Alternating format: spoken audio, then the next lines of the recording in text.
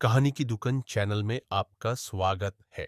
बहुत समय पहले हरितानंद जंगल में दो शेर रहते थे, रुद्रवीर और विक्रम भैरव।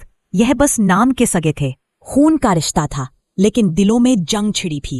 एक तरफ था न्यायप्रिय, मेहनती और दूरदर्शी राजा रुद्रवीर, और दूसरी तरफ था लालच और अहंकार में डूबा विक्रम भैरव। सुन लो हरितानंद के सभी जीव जंतु, यह इलाका रुद्रवीर का है और यहाँ के नियम भी रुद्रवीर के होंगे। बरसों से यही रिवाज है कि मांसाहारी जीव शिकार करे तो केवल बूढ़े और अशक्त जानवरों का करे। कभी भी जवान और सक्षम जीव पर पंजा उठाने की भूल मत करना, वरना सजा ऐसी मिलेगी कि आने वाली पीढ़ियां भी याद रखेंगी। हमारा जंगल तभी फल फूल सकता है जब हर प्रजाति सुरक्षित हो। महाराज, मैं हूँ मीनू चूहा। अगर मेरी बात सुनने की इजाजत दे तो मैं कुछ बोलूं। मीनू चूहा कहना क्या चाहते हो, खुलकर बताओ। महाराज, शाकाहारी जीवों की हालत दिन ब दिन खराब होती जा रही है। जंगल की जो जमीन अनाज उगाने लायक थी, उस पर तो आपके भाई विक्रम भैरव का कब्जा है। बाकी जमीन इतनी बंजर है कि चाहे कितनी मेहनत करें, पेट भरने लायक अनाज नहीं मिलता। महाराज, आज तो किसी तरह गुजर बसर हो रही है, लेकिन आने वाले दिनों में भूख हमारा सबसे बड़ा दुश्मन होगी। मीनू, तुम्हारी बात गंभीर है, लेकिन हर मुद्दे का हल एक ही दिन में नहीं निकलता। आज के लिए जितना है उसमें सब गुजारा करो। कल का सूरज नई उम्मीद लेकर आएगा। हम इस पर विचार करेंगे और कोई भी अन्याय, चाहे वो मेरा भाई ही क्यों ना करे, बर्दाश्त नहीं होगा। और उधर विक्रम भैरव। क्यों रे फट्टू भेड़िया, इस बार जनगणना का क्या हाल है? कितने शाकाहारी जीव बचे हैं मेरे इलाके में? महाराज, बस एक ही परिवार बचा है, भोलू बकरा और उसका छोटा बच्चा। बाकी तो आपके शिकार में सब खत्म हो गए। सिर्फ एक महीने में ही आपके इलाके में शिकार ढूंढना भी मुश्किल हो जाएगा। ये क्या बोल रहा है तू? अगर शिकार ही नहीं रहेगा तो हम खाएंगे क्या? भूख से मर जाएं क्या हम? महाराज, यही तो आपको पहले सोचना चाहिए था। जब से आप राजा बने हैं, आपने इतनी बेरहम शिकारी की है कि गिनने के लिए उंगलियां कम पड़ जाएं। अब हालत यह है कि आखिरी बचा शिकार भी आपके बड़े भाई के इलाके में भाग गया है। भागेगा कहां? शिकार मेरा है, चाहे वो भाई के इलाके में क्यों ना चला जाए। आज चाहे आसमान टूट पड़े, मैं उस भोलू बकरा को खाकर ही दम लूंगा। चल फट्टू भेड़िया मेरे साथ। इतना बोलकर विक्रम भैरव और फट्टू भेड़िया दोनों भोलू बकरा के पास जाने लगते हैं। महाराज, यही है रुद्रवीर का इलाका। भोलू बकरा यही छुपा होगा, लेकिन यह जगह आपके लिए खतरे से खाली नहीं है। खतरा विक्रम भैरव के लिए? यह जंगल मेरी रगों में बहता है। फट्टू भेड़िया और शिकार मेरा हक है, चाहे वो भाई का इलाका हो या किसी और का। आज भोलू बकरा का अंत पक्का है। अचानक झाड़ियों के पीछे से भोलू बकरा और उसका बच्चा दिखाई देते हैं, डर के मारे कांपते हुए। भागो मत, तुम्हारा वक्त आ गया है। आज तुम्हारी चीखें इस जंगल में आखिरी बार गूंजेंगी। विक्रम भैरव झपटता है, तभी उसके सामने रुद्रवीर आ जाता है। बस एक कदम और ये जंगल तुम्हारे नाम को हमेशा के लिए मिटा देगा विक्रम भैरव। यह इलाका मेरा है और यहाँ मेरे नियम चलते हैं। तुम्हारे लालच ने पहले ही तुम्हारे इलाके को वीरान कर दिया। अब तुम मेरी प्रजा पर पंजा उठाओगे।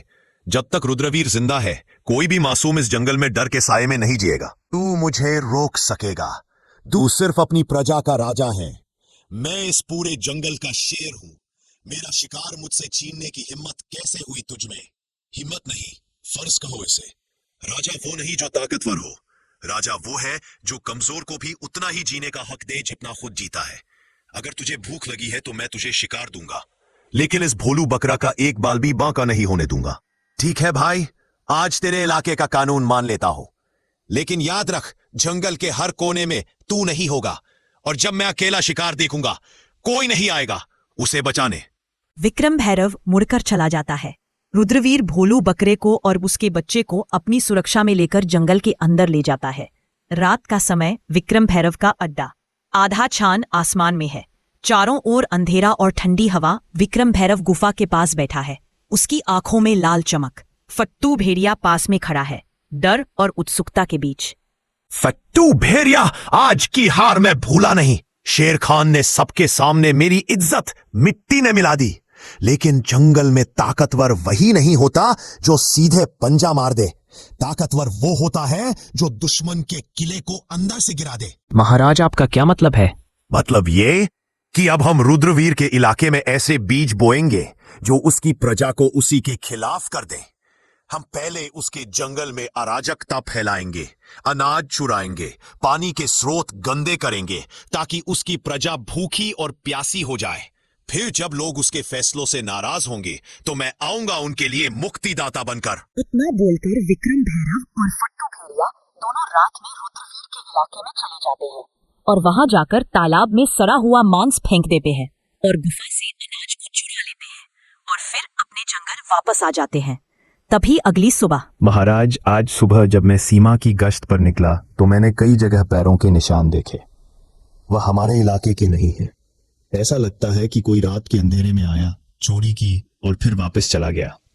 यह सिर्फ पानी और अनाज की कमी का मामला नहीं है महाराज, ये किसी बड़े षड्यंत्र की शुरुआत है। मैंने अपने कानों से सुना है महाराज, पिछली रात पहाड़ी के पार कुछ अजनबी भेड़ियों की बातें हो रही थी। वे कह रहे थे जब भूख बढ़ेगी तो राजा पर शक खुद उसकी प्रजा करेगी। यह शब्द मुझे बेचैन कर रहे हैं। महाराज, हमें जल्दी कुछ करना होगा, वरना भूख और डर हमारी एकता को तोड़ देंगे। महाराज, मैं तो बस पानी लेने तालाब गया था, लेकिन वहां की हालत देखकर मेरा दिल बैठ गया। पानी में से सड़ी हुई बदबू आ रही है, मछलियां ऊपर तैर रही है। अगर ऐसे ही रहा तो ना हम पी पाएंगे ना फसल उगेगी। मुझे तो लगता है कि यह काम किसी अंदर के गद्दार का भी हो सकता है जो दुश्मन का साथ दे रहा है। महाराज, मैं आपसे एक बात साफ साफ कहूंगी, यह काम सीधा साधा नहीं है। यह योजना किसी ऐसे के दिमाग से निकली है जो हमें अंदर से कमजोर करना चाहता है। विक्रम भैरव के पंजे सीधे हमारे इलाके तक नहीं पहुंच सकते, लेकिन उसकी चालाकी जरूर पहुंच सकती है। अगर आप कहे तो मैं रात में गुप्त रूप से उसके इलाके में जाकर पता लगा सकती हूँ कि वो क्या साजिश रच रहा है। तुम सब मेरे परिवार हो और इस जंगल के रखवाले भी। विजय घोड़ा, तुम सीमाओं की चौकसी 2 गुनी कर दो। बलवंत हाथी, तुम अपनी ताकत से पानी के तालाब को साफ करने में मदद करो। ढोलू गधा, तुम गांव-गांव घूमकर सबको हौसला दो ताकि डर फैले ना पाए। और लूना लोमड़ी, तुम मेरी आंख और कान बनकर विक्रम भैरव के इलाके में जाओ और सच लेकर लौटो। अगर विक्रम भैरव ने सच में यह वार किया है तो अगली लड़ाई जंगल की सबसे बड़ी लड़ाई होगी। सन्नाटे में लूना लोमड़ी रुद्रवीर के आदेश पर विक्रम भैरव के इलाके की ओर बढ़ रही थी। उसके हल्के हल्के कदम सूखी पत्तियों को भी आवाज नहीं करने देते थे। आज उसका हर सांस, हर नजर मौत के साए में थी। मुझे सावधान रहना होगा। विक्रम भैरव के इलाके में जरा सी आवाज भी मौत बुला सकती है, लेकिन सच जानना जरूरी है ताकि रुद्रवीर और हमारा जंगल बच सके। विक्रम भैरव का अड्डा गुफा के पास में विक्रम भैरव और फट्टू भेड़िया धीमे स्वर में बातें कर रहे हैं। लूना लोमड़ी पेड़ के पीछे छुप जाती है। फट्टू भेड़िया, पहला वार कामयाब रहा। रुद्रवीर की प्रजा भूखी और प्यासी है। अगला कदम यह होगा कि उनके बीच झगड़े करवाओ। अनाज और पानी के लिए लड़ाई होगी, तब मैं आऊंगा उन्हें बचाने के नाम पर। महाराज, लेकिन अगर रुद्रवीर को शक हो गया तो?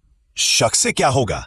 जब तक उसके अपने लोग उस पर भरोसा खो देंगे वो कुछ नहीं कर पाएगा। याद रख फट्टू भेड़िया, शेर को हराने के लिए उसके पंजे नहीं, उसके दिल पर वार करो।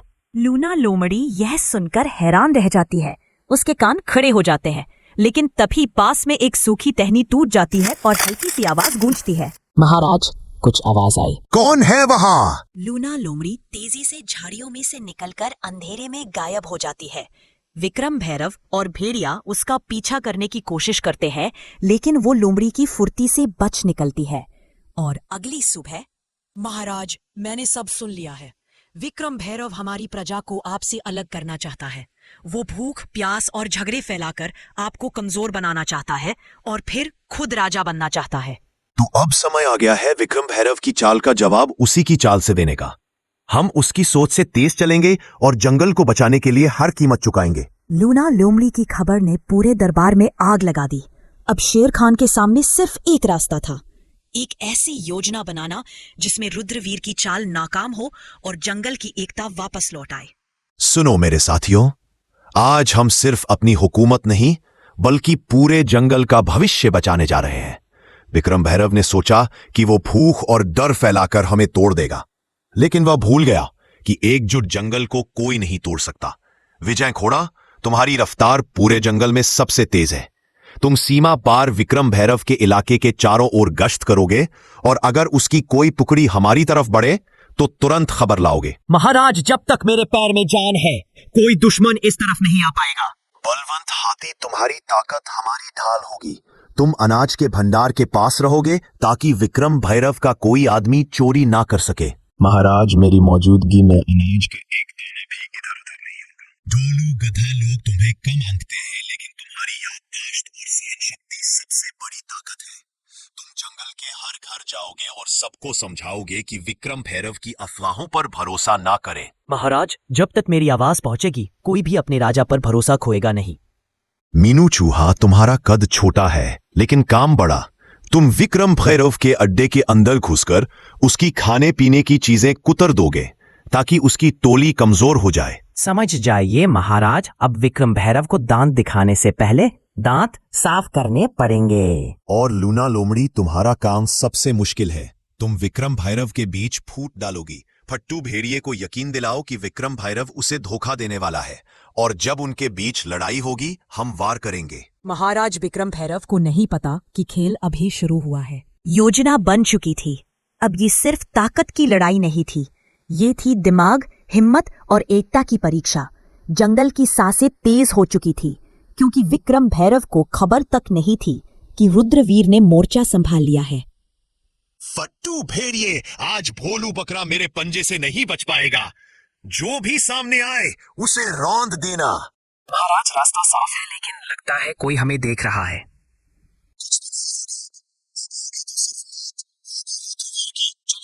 उसके सूखे मांस के बोरे में छेद कर देता हूँ, फिर उसके पानी के घड़े में भी। अब देखता हूँ कितने दिन ताकत में रहता है। इधर हाथी और लोमड़ी विक्रम भैरव के सामने आ जाता है।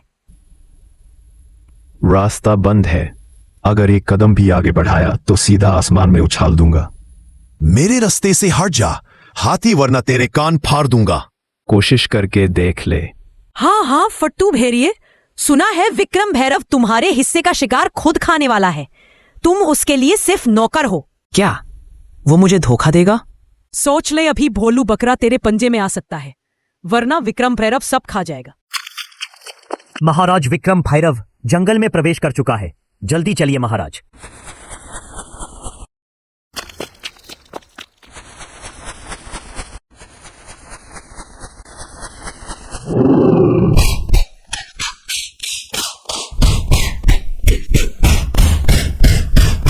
जंगल का कानून भूल गया था। विक्रम भैरव, आज तुझे जिंदा छोड़ रहा हूं ताकि तू याद रखे राज ताकत से नहीं, एकता और न्याय से चलता है। रुद्रवीर, तूने मुझे जिंदा छोड़कर गलती की। अब मैं जंगल का राजा नहीं, जंगल का साया बनूंगा और तुझे वही खत्म करूंगा जहां तू सोच भी नहीं सकता। विक्रम भैरव, तेरा साथ देकर मैंने कुछ नहीं पाया। अब मैं रुद्रवीर महाराज के पास जा रहा हूं। जा फट्टू भेड़िया, पर याद रख, विक्रम भैरव की छाया से कोई नहीं बचता। मैं फिर लौट कर आऊंगा।